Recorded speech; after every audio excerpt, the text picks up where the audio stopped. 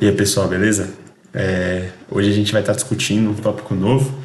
Nos últimos vídeos a gente falou muito sobre o que é inteligência artificial, algumas características, abordamos aí meio que o campo psicológico da inteligência artificial. E hoje a gente vai entrar um pouco mais aí na teoria, que vai ser o início para começar a fazer uns códigos. Então, sem mais delongas, vamos começar. Hoje a gente vai explorar o conceito de agentes e ambientes, especificamente agentes. E aí no próximo vídeo a gente fala melhor sobre ambientes. Então, bom, o que é um agente, né? Um agente, ele nada mais é um objeto, uma máquina, que consegue perceber o ambiente que ele está através de sensores e consegue, a partir das percepções, atuar sobre um determinado ambiente. Então, a gente pode usar, por exemplo, um termostato.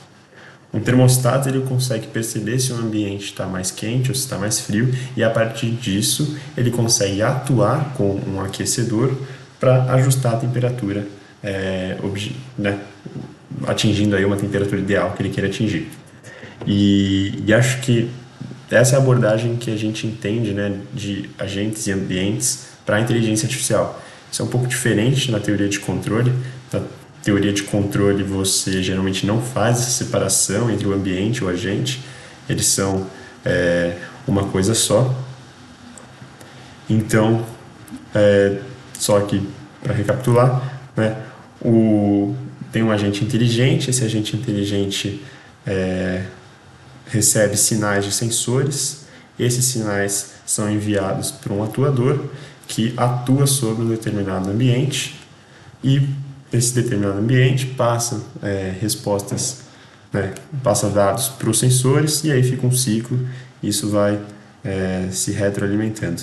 E aqui está mais ou menos como que a teoria de controle enxerga. Então você pode ver que o ambiente e a planta, né, são geralmente considerados como uma coisa só e não existe muito bem essa distinção na teoria de controle entre o que seria o ambiente e o que seria o agente.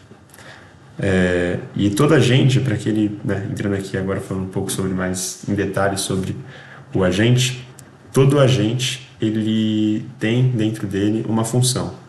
Uma função pode ser uma função complexa, né, uma inteligência artificial rebuscadíssima, ou então que pode ser, né, uma função de soma, né? Depende do que você quer que seu agente faça. E basicamente todo agente tem nessa função uma sequência de percepções, que nada mais é do que como se fosse um banco de dados completo de tudo que ele observa a partir dos sensores e, a partir dessas observações que ele faz, né, ele tem que saber como agir sobre determinadas observações. E é isso que define a função de determinado agente. É transformar as observações em ações. E existe, a gente pode, né, para sistemas pequenos, né, pegar essa sequência de percepções e transformar ela em ações numa tabela, né, numa tabela que descreve o que seria a função do agente.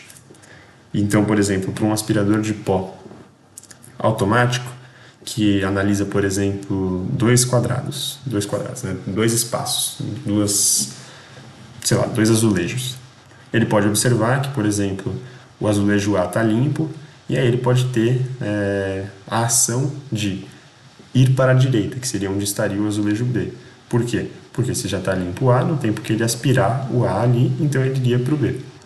E aí, se esse A tivesse sujo, ele deveria aspirar, né? Se o B tivesse limpo, ele então deveria voltar de novo para a esquerda, porque o B está limpo e o azulejo à esquerda está sujo, né? Está sujo não, ele não sabe o estado, mas ele precisa investigar. Então ele iria para o azulejo à esquerda. Enfim, isso aí vai. Isso seria mais ou menos uma descrição do que seria uma descrição do que a função do agente faz passo a passo, bem como se fosse, se esse caso acontecer, então execute esse. E não sei se vocês já conseguem imaginar, mas claramente isso quando ganha um grau de complexidade, não muito, mas minimamente maior. Por exemplo, se você já coloca 4 azulejos para um aspirador de pó analisar, essa tabela já aumenta muito e isso se torna muito mais complexo. Então, uma tabela que descreve a função do agente, ela é boa para entender teoricamente, mas na prática é muito difícil, porque você cria um uso de espaço imensamente grande. Então, muitas vezes, o que você tem que fazer é realmente definir uma função em que nem sempre você tem todos os resultados possíveis tabelados. Você só tem a função e você descreve o procedimento que você quer que ele execute. E aí, como você não tem como definir par a par o que o agente vai fazer, né, numa tabela, você teria que definir uma função de agente abstrata, né? Você tem que reduzir e descrever menos o que vai estar acontecendo. Mas ainda assim isso tem que acontecer, né? Ele ainda assim tem que aspirar os azulejos. E aí você vem para um ponto que seria o que é uma boa, né, função de agente. Então, uma função de agente, ela basicamente é definida por uma boa função, é definida por 4 pontos: a racionalidade, a onisciência, o aprendizado e a autonomia. Sobre a racionalidade, isso quer dizer o quanto o seu agente consegue atingir o objetivo dele, né? O quão bom ele é em atingir o objetivo dele. Isso é um agente racional. E aí isso depende muito também de qual parâmetro, né, de performance que você vai utilizar. Então, para um aspirador de pó, o que importa mais para você? Que ele limpe mais rápido ou que ele limpe melhor? Um agente racional, né, tem que buscar atingir um desses dois objetivos que você busca fazer. Outra coisa é, o agente sempre tem que saber qual vai ser o resultado das suas ações, mas nem sempre isso pode ser tão claro, mas ele tem que buscar fazer isso. O que eu quero dizer? Vamos voltar para o exemplo do aspirador de pó. Você pode estar limpando um azulejo e aí você, supostamente, o aspirador de pó, no caso, deveria pensar que provavelmente depois que ele limpar, aquele azulejo estaria limpo. Mas às vezes esse azulejo pode continuar sujo, porque ele estava muito sujo e uma limpeza só não basta. Cabe ao agente, né, buscar ao máximo entender qual vai ser o resultado da sua ação. Então ele teria que, por exemplo, aí, para ele buscar entender melhor, saber o quão sujo está.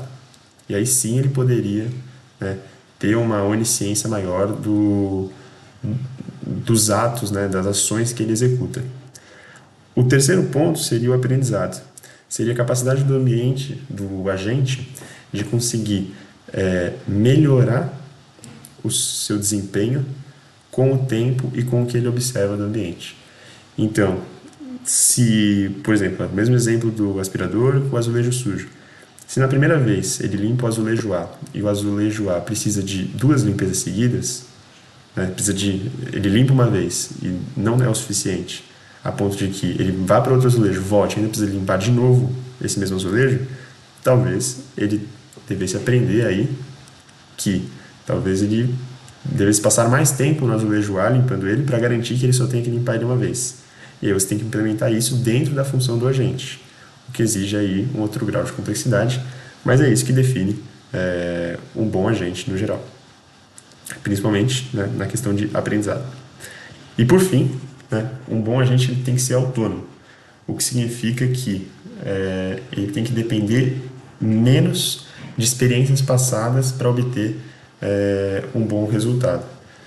Então, você poderia treinar um aspirador de pó para que ele fizesse a limpeza da sua casa. Mas imagina se, para treinar isso, você tivesse que configurar ele por alguns dias para ele entender como funciona a sua casa. Ele tivesse que adquirir esse conhecimento prévio de como é a sua casa para conseguir otimizar, fazer a limpeza dele. Isso não seria muito bom, né? Porque demoraria muito tempo e tal, os produtos ficariam muito ruins. Então é justamente por isso que uma boa função de um agente não deve tomar muito tempo para entender como as coisas funcionam, né? Não deve precisar de muitas experiências prévias para conseguir executar a sua função com sucesso. E aí, a gente fecha aqui, né, falando sobre autonomia, as 4 grandes características que definem uma boa função de agente. Só retomando: função, racionalidade, a racionalidade, a onisciência, o aprendizado e a autonomia. E aí no próximo vídeo a gente vai falar melhor sobre o ambiente, né? A gente começou falando aqui que existem a interação entre o agente e o ambiente. Nesse vídeo a gente falou sobre o agente e no próximo a gente vai falar melhor sobre o ambiente. É isso. Muito obrigado por assistir até aqui. Vejo vocês no próximo vídeo e não se esquece de se inscrever. Abraços. Fui.